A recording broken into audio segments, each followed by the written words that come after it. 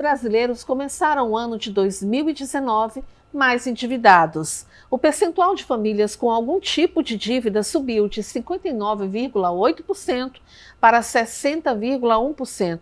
Foi o que apontou a pesquisa de endividamento e inadimplência do consumidor. Mas o que leva o brasileiro a não conseguir esse equilíbrio financeiro? É sobre isso que eu converso com o nosso convidado de hoje, o educador financeiro Rânio Gamita.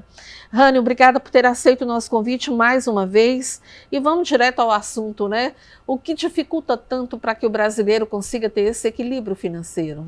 Eu costumo sempre falar que o principal motivo é que nós nunca estamos satisfeitos com aquilo que nós temos. Então, se você fizer uma análise, você não está satisfeito com aquilo que você tem, e a ausência de um bom planejamento faz com que esse número ele seja cada ano mais alto. Nós temos aproximadamente 62 a 63 milhões de brasileiros que hoje estão no nível de endividamento muitíssimo alto. Muito alto, muito alto. Agora, o que leva as pessoas a gastarem tanto? É a questão não só apenas o fato de ser aquele consumidor compulsivo, mas o cartão de crédito, por exemplo, é algo que impulsiona isso? O que mais contribui é a ausência de um bom planejamento na hora das compras. Nós compramos por impulso ou compramos muitas das vezes aquilo que nós não precisamos. E pior, com o dinheiro que nós não temos. Isso faz com que chegue o final do mês e a gente não tenha efetivamente dinheiro para pagar aquele compromisso que nós adquirimos em algum momento da nossa vida. De que forma eu posso estar planejando a minha vida financeira? O principal ponto é você fazer um diagnóstico da tua situação atual.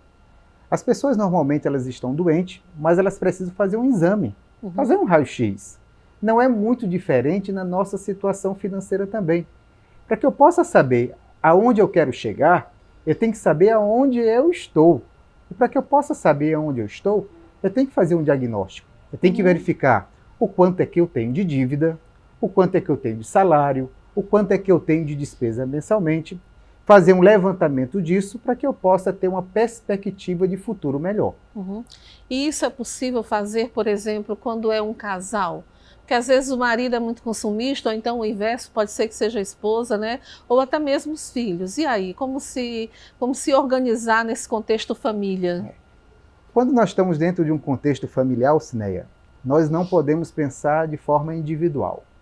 Nós precisamos pensar no núcleo familiar. O núcleo familiar é muito importante para que você saia desse contexto de endividamento. Todos precisam estar intimamente relacionados, ligados, e trabalhando para que essa situação atual que a família se encontra possa ser ultrapassada e possa ser deixada para trás. É muito importante que a família possa constantemente dialogar sobre esse assunto. Tanto o papai quanto a mamãe, como o responsável, o filho, possam sentar e apresentar a sua verdadeira situação econômica.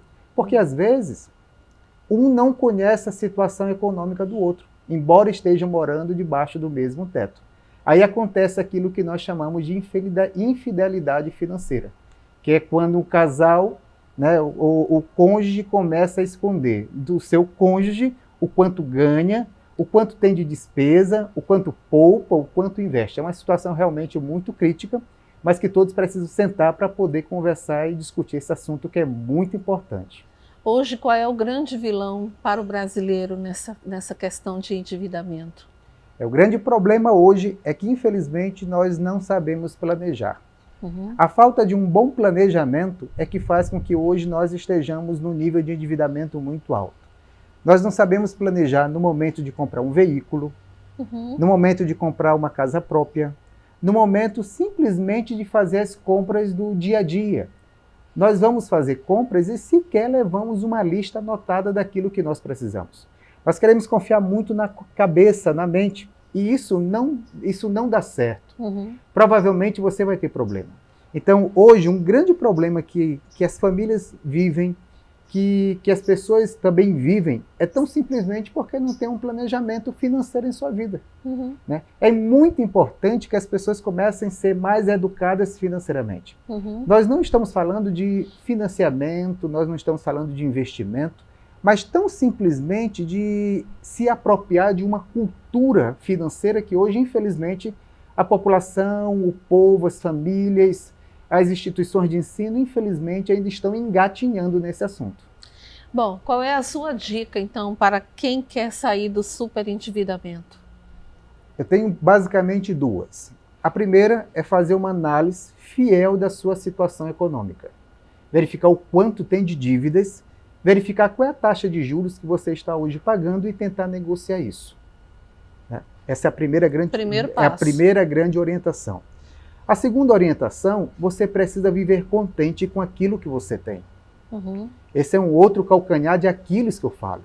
As pessoas não são contentes com o que têm, consequentemente entram no nível de endividamento cada vez maior, comprando tão simplesmente por impulso e comprando aquilo que também não precisam. E nem pode pagar. E não pode pagar, que é pior ainda. Ou seja, tem que ter esse domínio próprio, né? Um autocontrole. Você precisa do domínio próprio, você precisa do controle, você precisa ser também menos ganancioso. Porque você sabe que, infelizmente, você quer tão simplesmente olhar para o seu colega do lado, olhar o seu vizinho do lado, ver que ele tem e você quer ter também. Mas não é assim que funciona. Você precisa fazer o quê? Verificar a tua situação econômica, a situação econômica da sua família, discutir e tomar uma decisão. Nós temos como fazer as nossas escolhas quando nós falamos de decisão, mas nós não temos como fazer escolhas das consequências pelos nossos atos. Isso é muito importante. Uma vez tomada uma decisão, tenha certeza que haverá uma consequência. Sem dúvida alguma. Olha, a gente espera ter ajudado você aí que está nesse super endividamento, pessoas que estão aí, né, nessa situação. Essas orientações, sem dúvida alguma, são muito importantes. Conversei aqui com o educador financeiro, Rânio Gamita. Muito obrigada, Rânio, pelas orientações aqui. Nós estamos à disposição sempre.